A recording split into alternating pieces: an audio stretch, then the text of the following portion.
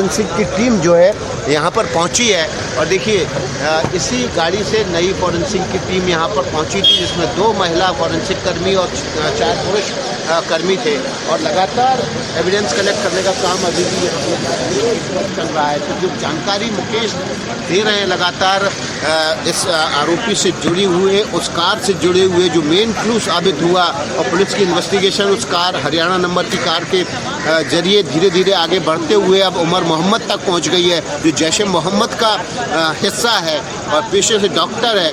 और ये माना जा रहा है कि कार भी शायद वही चला रहा था और अगर वही चला रहा तो ये फिदाई हमला हो सकता है।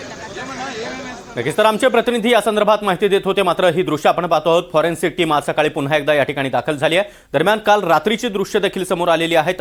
अतिशय भीषण अशी परिस्थिती तयार झालेली होती।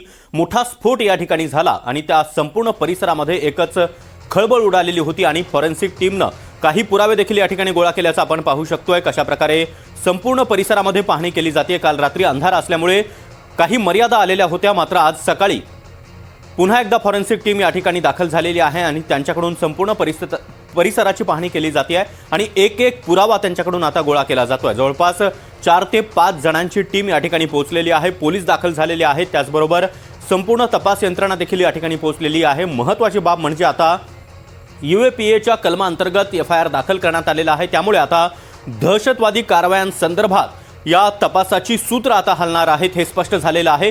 पुरावे गोळा करण्याचं काम सध्या फॉरेन्सिक टीमकडून केलं जात आहे। 4 जणांची फॉरेन्सिक तज्ञांची टीम ही घटनास्थळी दाखल झालेली आहे। संपूर्ण परिसर हा बॅरिकेडिंग करत बंद करण्यात आलेला आहे। त्याचबरोबर ज्या ठिकाणी नेमका हा स्फोट झालेला आहे त्या ठिकाणी आजूबाजूला टेंट उभा करून संपूर्ण परिस्थिती नियंत्रणात आणण्याचं काम केलं जात आहे। कशा प्रकारे गाड्यांचा सांगाडा फक्त उरलाय हे या दृश्यांमधून आपण पाहू शकतोय। एका Hyundai i20 कारमध्ये हा भीषण स्फोट झालेला होता। एका सिग्नलवर हा स्फोट झालेला होता। लाल किल्ल्यापासून अवघ्या 500 मीटर अंतरावर तर लाल किल्ला मेट्रो स्टेशनपासून अवघ्या हाकेच्या अंतरावर हा भीषण स्फोट झालेला होता आणि या स्फोटामध्ये एका ई-रिक्षासह जवळपास 9 ते 10 गाड्या या भक्षस्थानी पडलेल्या होत्या।